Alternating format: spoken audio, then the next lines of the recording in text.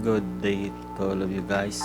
Meron lang ako ipapakita sa inyong ginagawang daan dito sa Sitio Balok-Balok, Barangay Bayorbor, Mataas na Kahoy, Batangas. Ito yung daan na magdudugtong mula Barangay Nangkaan papunta ng Barangay Lumanlipa. Ito yung home point natin, kalsada ng mula Bayorbor papunta ng Sitio Balok-Balok.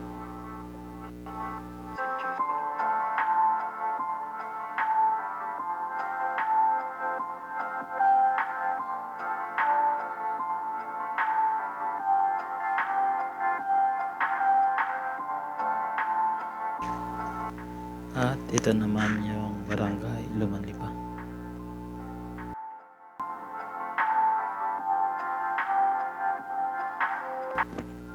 At ito namang bundok na makikita natin sa dulo ay ito yung Mount Makulot ng Cuenca, Batangas.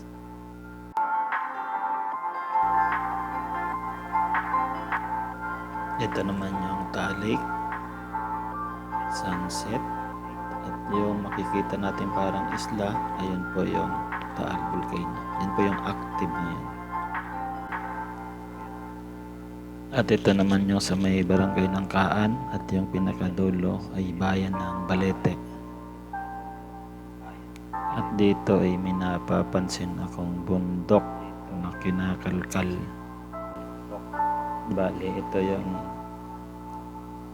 kalsada na ginagawa nila ng tulay para madudugtong itong galing na Nangkaan papunta ng Balok-Balok at diretso na ng Lumanlipa.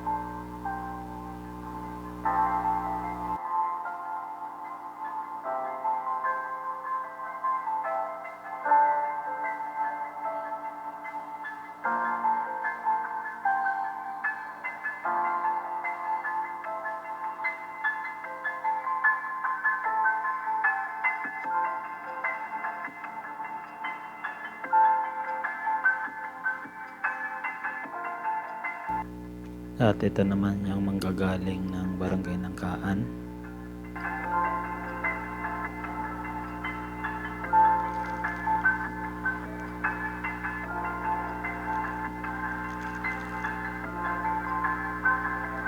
Tuloy-tuloy pa rin yung construction.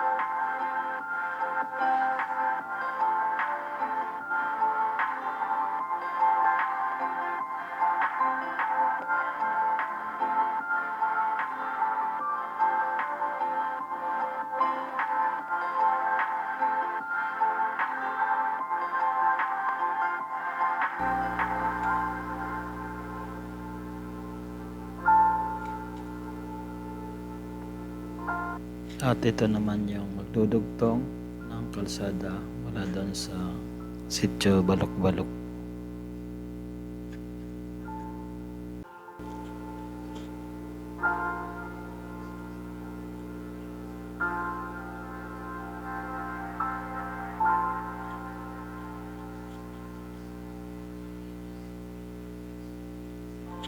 At ito naman yung Barangay Lumanlipa.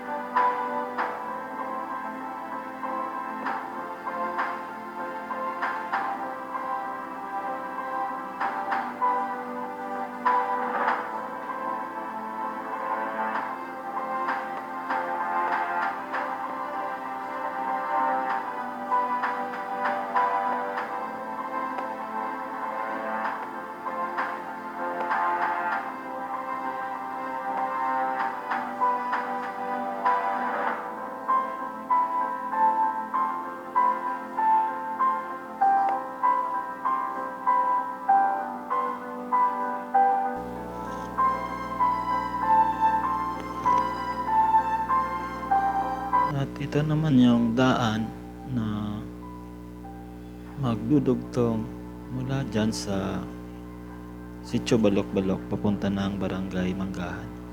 Kaya lang ito po ay daan pa lang ng tao, mga kabayo. Bali ito yung ginagamit ng mga magsasaka, yung mga magniniyog para sa kanilang access road.